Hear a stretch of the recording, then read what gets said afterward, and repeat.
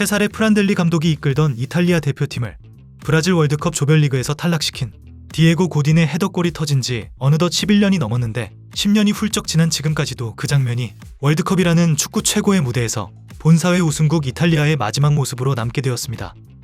그 11년의 세월 동안 아주리 군단은 많은 이들이 역사상 최저점이라 믿었던 곳까지 추락했으며 현재 2026년 월드컵마저 놓칠 수 있다는 가능성은 다시금 어두운 망령들을 불러내고 있는데 오늘은 이탈리아 축구 국가대표팀의 상황에 대해 알아보겠습니다. 그럼 지금 바로 시작합니다. 먼저 유로 2024에서의 조기 탈락이 있었는데 16강에서 스위스에게 무기력하게 패배하며 팀의 경기력에 대한 끔찍한 인상만을 남겼습니다. 그 다음은 네이션스리그 8강 탈락이었고 이는 다가올 월드컵 예선 캠페인의 재앙적인 출발을 알리는 서막이 되었습니다.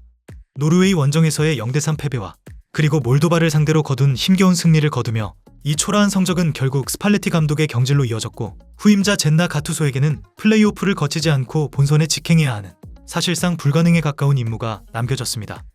이 길고 긴 위기의 원인은 아마도 이탈리아가 직면했던 그 어떤 순간보다 깊은데 1954년, 1962년, 1966년의 암흑기나 본선 진출에 실패했던 1958년보다 더 심각한 이 위기의 이유는 복합적이고 심오합니다. 그 뿌리는 구조적인 약점에 있으며 축구를 전술적으로나 신체적으로 완전히 뒤바꿔 놓은 변화의 흐름에 적응하지 못한 무능력에 닿아 있습니다. 2006년 독일에서 거둔 그 놀라운 승리는 부폰, 네스타, 칸나바로, 피를로, 토티, 델피에로와 같은 이름만 들어도 가장 상징적인 비범한 선수들 세대의 정점이었습니다. 하지만 동시에 베를린에서 프랑스를 상대로 거둔 그 승부차기 승리는 위대한 시대의 황혼기이기도 했는데 그날 이후 국가대표팀의 성적이 추락했을 뿐만 아니라 이탈리아 클럽들 또한 국제무대에서 주요한 성공을 거두는 것을 멈췄습니다. 바로 이듬해 AC밀란을 통해 챔피언스 리그와 클럽 월드컵 우승을 동시에 자축했던 이탈리아는 인테르가 영광을 차지했던 2010년 이후 두 트로피 중 그 어느 것도 들어올리지 못하고 있습니다.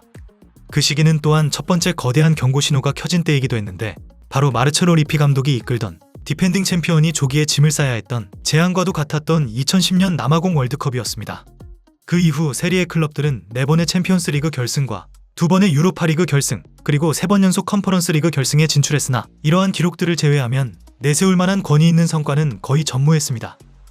1990년대와 2000년대 초반의 황금기 이후 유럽의 엘리트들과 격차가 단순히 벌어진 수준이 아니라 권력의 균형 자체가 완전히 뒤집혀버렸다는 감각마저 들게 합니다. 이제 프리미어리그와의 비교는 거의 불가능에 가까운 일이 되었으며 영국의 일부 리그는 이미 메울 수 없는 격차를 만들어냈는데 그들은 TV 중계권료와 글로벌 투자자들의 수십억 달러가 유입되며 시작된 이 코페르니쿠스적 대전환을 가장 먼저 깨달았기 때문입니다.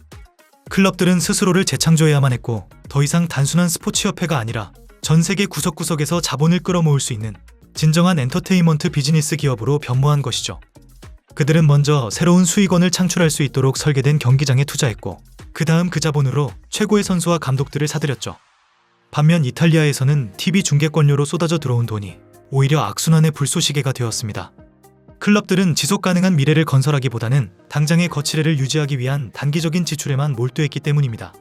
그들은 노후화된 인프라를 외면했는데 점점 더 낡아가고 매력 없어지는 경기장들을 현대화하지 않았고 이는 이제 성장하는 시장이 된 해외 팬들에게조차 외면받게 만들었습니다.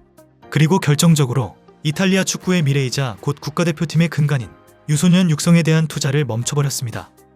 1990년대 초반 거대 자본의 급격한 유입은 또 하나의 역사적인 변화와 시기가 맞물렸는데 바로 1996년의 보스만 판결입니다. 이는 경쟁력을 높이겠다는 희망 아래 외국인 스타들에 대한 통제불능의 영입 경쟁을 촉발했습니다. 하지만 이것은 이탈리아 축구의 근간을 뿌리째 바꿔놓았는데 한때 자국재능의 산실로 명성이 자자했던 유스 아카데미 팀 전체가 전 세계에서 온 어린 선수들로 채워지기 시작했습니다.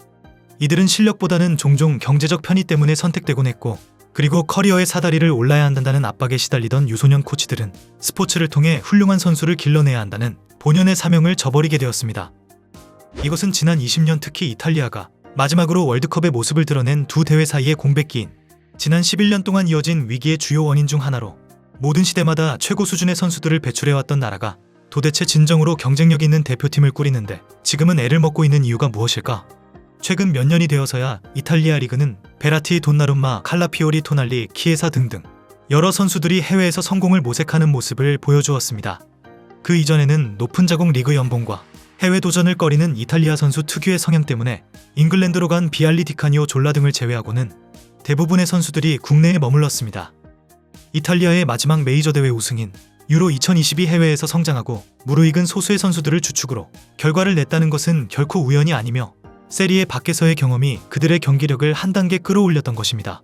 오늘날 수년간의 공백을 깨고 월드컵 복귀를 노리는 이탈리아는 다시 한번 국제적인 위상을 가진 선수들에게 희망을 걸고 있는데, 파리 생제르맹에서의 유럽 재패 이후 현재는 맨체스터 시티에 있는 돈나룸마와 아스날의 칼라피오리, 그리고 뉴캐슬의 토날리 등이죠.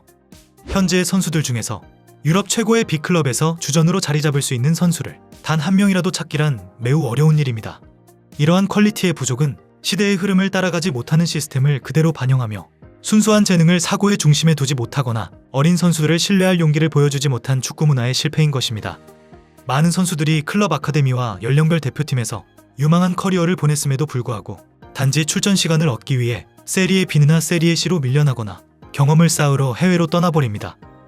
그것이 바로 현재 인테르의 새로운 스트라이커인 프란체스코 피오 에스포지토가 걸어온 길이었습니다. 그는 지난 시즌 스페치아 임대 생활에서 인상적인 활약을 펼치며 1군 스쿼드에 자리를 잡게 되었고, 에스토니아를 상대로 이탈리아 대표팀 데뷔골까지 터뜨렸죠. 또 다른 선수는 이탈리아 수비의 새로운 희망인 리버풀 소속의 조반니 레오니로 카라바오컵에서 리버풀 데뷔전을 치르다 심각한 부상을 당하기 전까지지. 그는 파르마에서 인상적인 활약을 펼치며 많은 클럽들 사이에서 치열한 영입 전쟁을 촉발시켰던 선수입니다. 이들은 이탈리아 축구 미래의 새로운 얼굴이자 동시에 더 광범위한 도전을 짊어지고 있는 재능들인데, 새로운 세대의 팬들 사이에서 식어버린 열정에 다시 불을 지펴야 한다는 도전에 직면하게 되었습니다. 하지만 또 다른 걱정스러운 추세가 나타났는데, 바로 축구를 자신의 스포츠로 선택하는 이탈리아 젊은이들의 숫자가 감소하고 있다는 점입니다. 다른 종목에서 등장한 새로운 국민 영웅들이 대중의 관심을 돌려놓았는데, 테니스계의 빛을 이끄는 야닉 시너와 스키의 소피아 고지아와 페데리카 브리뇰네가 있으며, 그리고 이탈리아 배구팀의 부활 등이 그 대표적인 예입니다. 모순과 어려움으로 가득 찬 이러한 상황 속에서 가투소 국가대표팀 감독은 엄청난 압박감을 견디며 살아야만 했습니다. 또 한 번의 실패는 최근 몇 년간 실망스러운 결과만을 낳았던 정치적 관리적 시스템의 최후의 일격이 될 것이며, 이 시스템은 구조적 개혁은 거의 이루지 못한 채 오랫동안 약속해온 경기장법 통과에 자신들의 평판을 걸고 있습니다. 튀르키예와 공동 개최하게 될 유로 2031을 앞두고 이탈리아의 낙후된 인프라를 현대화하기 위해서는 이 개혁안이 필수적이기 때문입니다. 이러한 프로젝트들은 이제 월드컵 3회 연속 본선 진출 실패를 막는 것만큼이나 사활이 걸린 중대한 사안이 되었습니다. 이렇게 지금까지 이탈리아 축구대표팀 상황에 대해 알아보았는데, 여러분들은 현재 이탈리아 축구대표팀에 대해 어떻게 생각하시나요? 댓글로 많은 의견 남겨주시면 감사하겠습니다. 그럼 이번 영상은 여기서 마치며 지금까지 에띵이었습니다.